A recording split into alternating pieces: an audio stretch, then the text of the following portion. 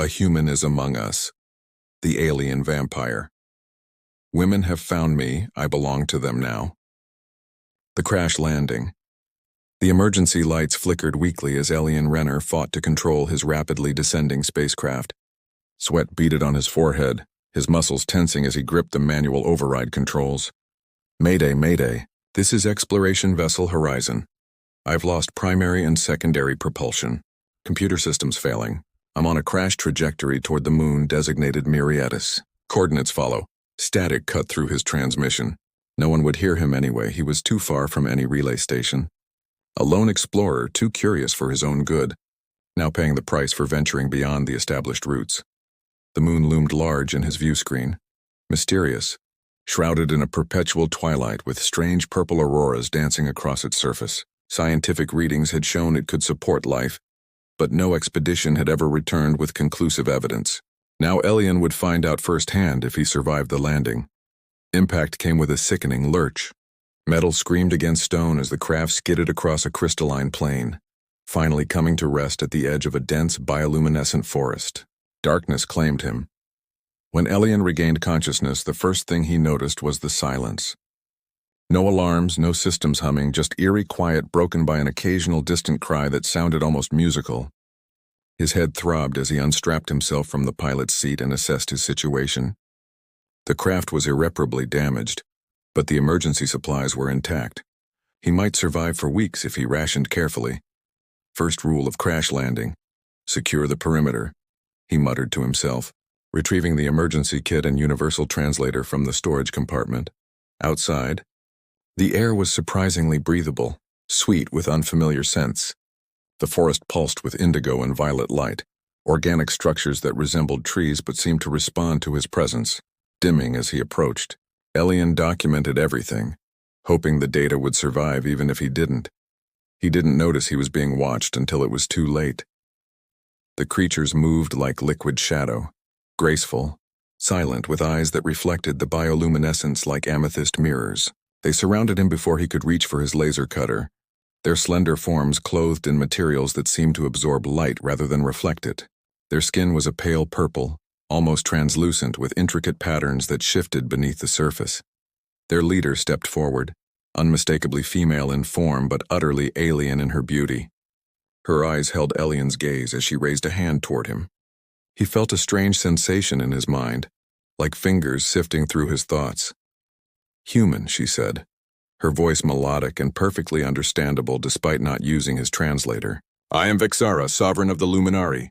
You have trespassed into our sanctuary." "I didn't mean to," Elian began, but fell silent as two guards moved to flank him. "Intentions matter little in the face of consequence," Vixara replied. "You are the first of your kind to discover us in 7 centuries. Now that you have, you belong to us." The last thing Elian saw before something sharp pierced his neck was Vixara's curious expression, somewhere between hunger and fascination, as his world faded to darkness once more. The captive's dilemma. Elian awoke in a chamber carved from what appeared to be living crystal, walls that pulsed with a soft violet light, responding to his movements. His uniform had been replaced with garments of impossibly light material that shimmered like liquid mercury. The room contained no obvious door, just seamless walls that curved upward into a dome.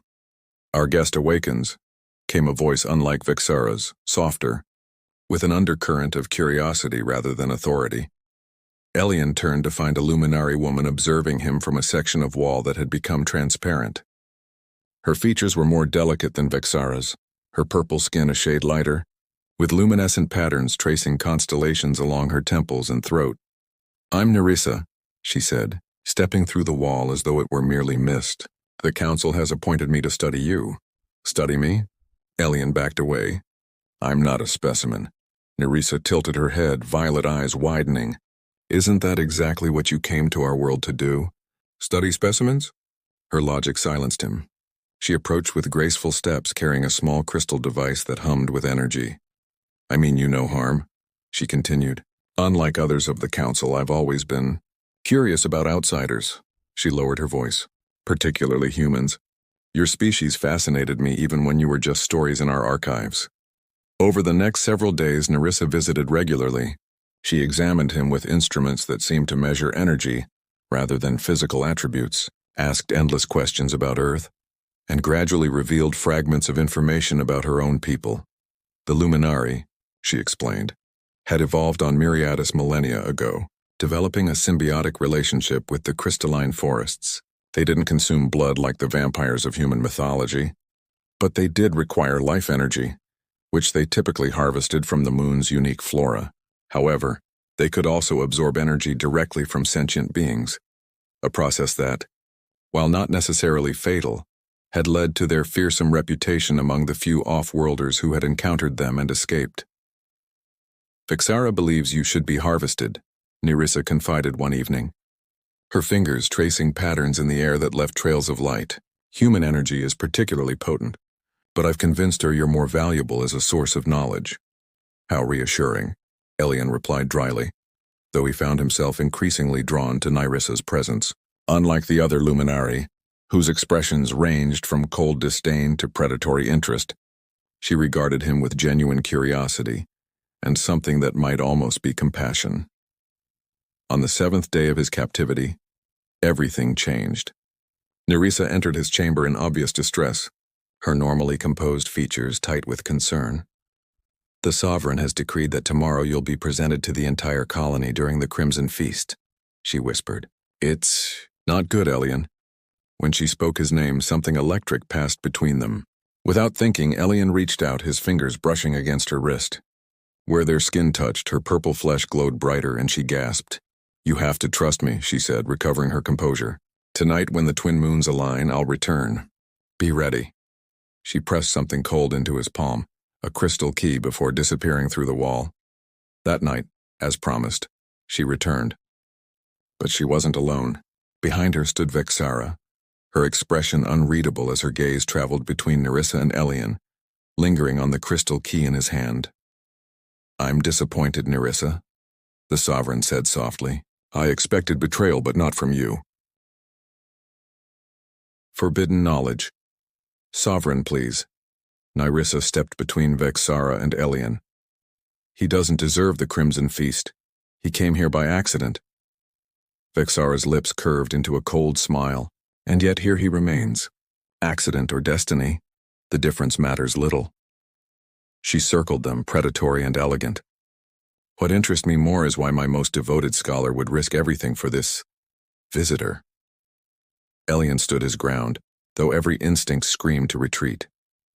Because she sees what you refuse to, that there's more value in exchange than exploitation.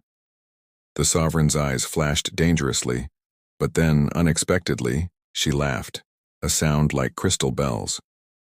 Bold words from a captive. Perhaps Nerissa isn't entirely misguided in her fascination. She gestured to the chamber walls, which became transparent, revealing the breathtaking cityscape of the Luminari colony. Towering spires of living crystal stretching toward the twin moons now perfectly aligned in the night sky. Very well, Vexara decided. A test, then. Instead of the feast, you shall receive the knowledge. If you survive, Nerissa's judgment will be vindicated. If not, she shrugged elegantly, we feast regardless. Before Elian could respond, Vexara touched his forehead with a slender finger.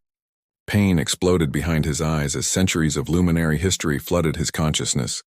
Their evolution from energy-sensitive beings to the sophisticated civilization they now were. Their encounters with other species. The betrayal that had led to their isolationism. Their complex relationship with the crystalline forests that were both home and sustenance.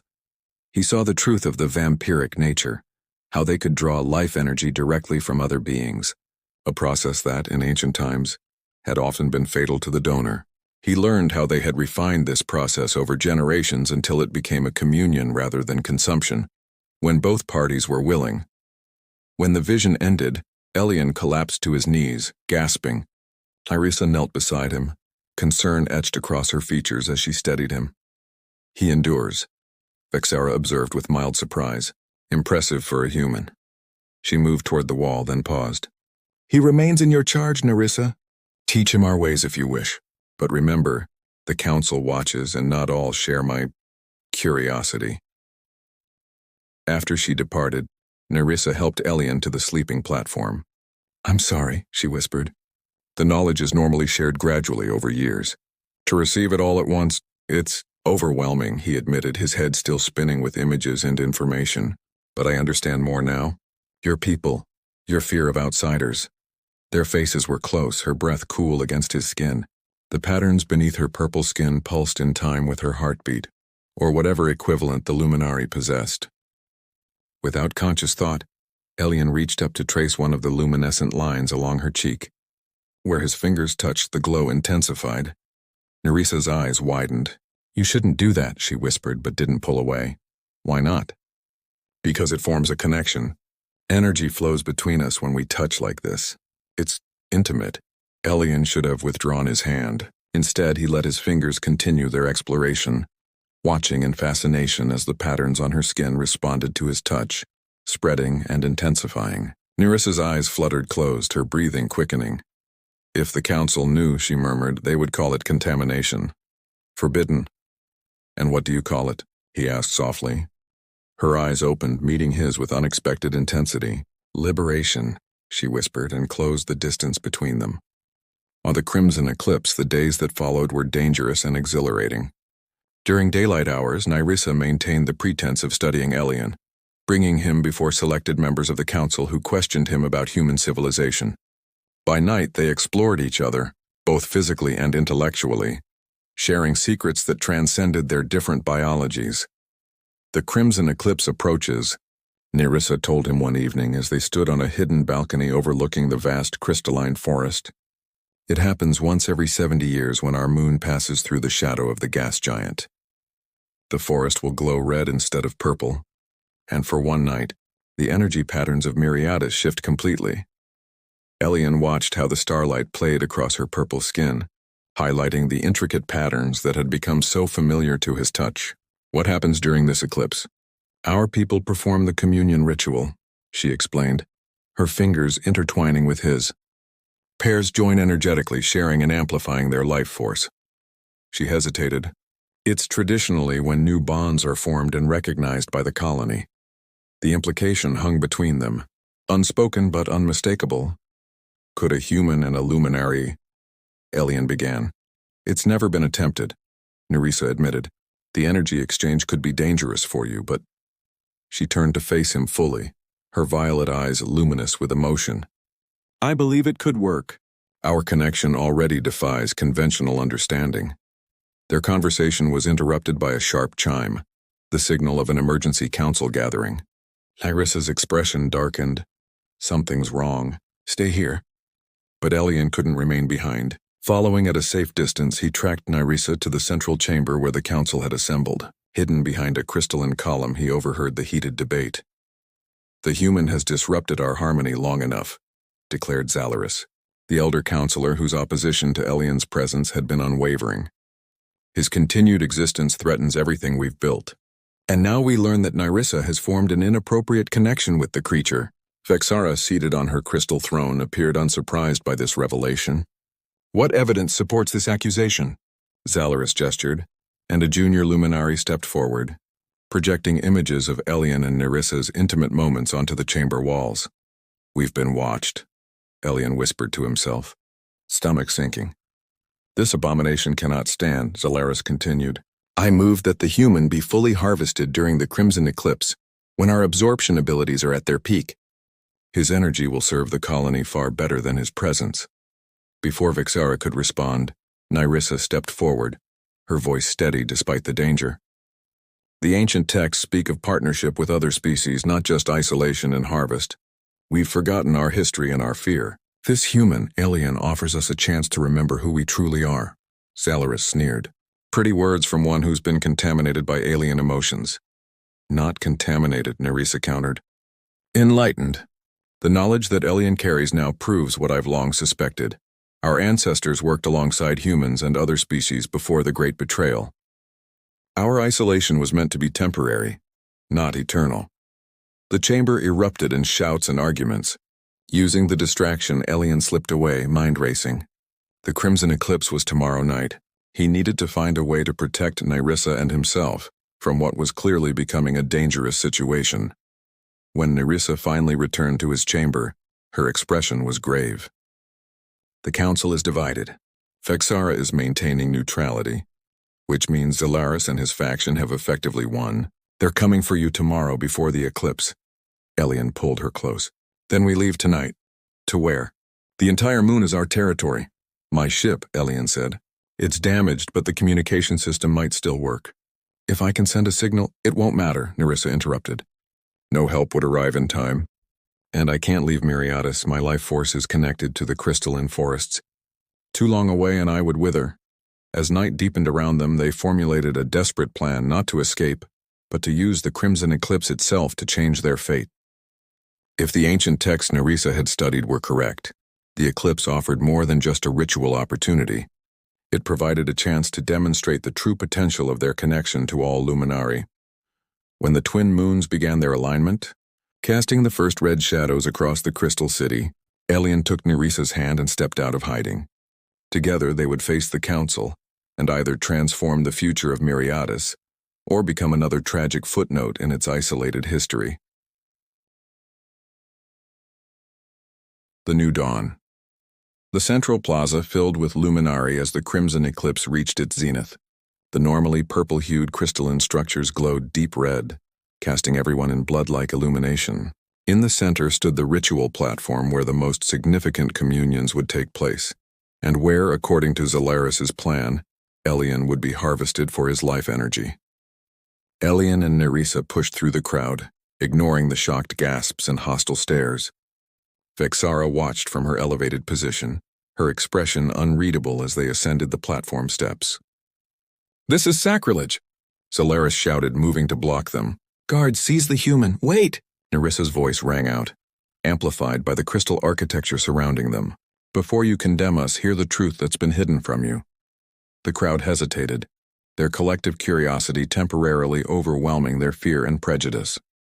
"For centuries we've believed isolation was our only protection," she continued.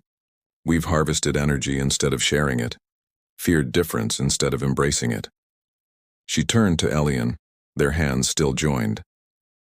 "But there is another way, one our ancestors knew before fear clouded our history." Zolaris laughed coldly. "Pretty speeches won't save either of you from justice." "Then let action speak instead," Elian challenged, his gaze sweeping the assembled luminari. "Your communion ritual celebrates connection, the sharing and amplification of life energy between partners. Nerissa and I wish to demonstrate that such connection is possible between our species, not as predator and prey, but as equals." A murmur ran through the crowd. Such a thing was unprecedented, dangerous, and undeniably intriguing. Vexara rose from her seat, silencing the whispers. "The human speaks of the true communion, not the diluted ritual we practice today. In ancient times, the joining was complete, transformative." Her gaze locked with Elian's. "If you attempt this, there will be no return. You will either emerge changed or not at all." "We understand," Nerissa replied firmly. With a subtle nod, Vexara gave her permission. The crowd formed a circle around the platform, as Elian and Nerissa took their positions in the center, facing each other beneath the blood-red light of the eclipsed moons. "Focus on the connection between us," Nerissa whispered, placing her hands on Elian's chest. "Let your energy flow freely without fear or reservation." As the eclipse reached its peak, they began the ritual. Nerissa's purple skin illuminated with patterns that extended beyond her body, reaching toward Elian like luminescent tendrils. Where they touched his skin, his own body began to glow in response, not purple, but a deep blue that complemented her violet light. The watching luminari gasped as the energies intertwined, creating a swirling dance of blue and purple that spiraled upward. Pain shot through Elian as his life force stretched beyond its natural boundaries, merging with Nerissa's alien energy. For a terrifying moment, he felt himself dissolving, losing the boundaries that defined his humanity. "Hold on," Nerissa's voice echoed inside his mind. "Trust me." The pain peaked, then transformed into something else, a profound connection that transcended physical form. In that moment, Elian saw through Nerissa's eyes, felt the pulse of the crystalline forest through her consciousness, understood the luminari not as predators but as beings evolved to perceive and channel the energy that flowed through all living things. And Nerissa, through their connection, experienced the boundless curiosity and adaptability that defined humanity at its best. the drive to explore, connect, and transform that had brought Elian across the stars to her world. When the ritual culminated, the energy vortex expanded outward, washing over the assembled crowd. Each luminary present received a fragment of the understanding that Elian and Nerissa had shared, a momentary glimpse of possibility beyond isolation. As the red light faded and the normal purple glow returned to Miriadis, Elian and Nerissa stood transformed. The patterns on her skin now contained threads of blue, while subtle violet lines traced permanent pathways across Elian's formerly unmarked human flesh. "What has happened to them?" someone in the crowd whispered. Vexara stepped forward, her expression reverent. "The prophecy of the resonant pair," she announced. "When two worlds join as one, the path forward is revealed." She knelt before them, an unprecedented gesture from the sovereign. "Our isolation ends today." In the days that followed, the colony underwent a profound transformation. With Vexara's support and the living evidence of Elian and Nerissa's successful joining, even Zalaris and his faction couldn't maintain their opposition. Elian's damaged ship became the foundation of a new communication array, designed to selectively reconnect the Luminary with the broader galactic community. "Do you regret it?" Nerissa asked Elian one evening as they stood watching the construction. "You can never fully return to your human life now." Elian traced the violet patterns that now marked his skin, physical evidence of their permanent bond. "How could I regret finding you?" "Besides," he smiled, pulling her close, "I didn't lose my humanity. I expanded it." Above them, the twin moons of Miriadis shone brightly on the crystal spires of the city, no longer a place of isolation and fear, but the birthplace of a new understanding between species. Their impossible love had become the first thread in a new tapestry, weaving together futures that once seemed irreconcilably separate. In the heart of the crystalline forest, a new growth had appeared, crystals that glowed with both purple and blue light, a physical manifestation of the harmony now possible between different forms of life. And as Elian and Nerissa sealed their triumph with a kiss, the forest around them resonated with possibility, singing the first notes of a symphony that would echo across the stars.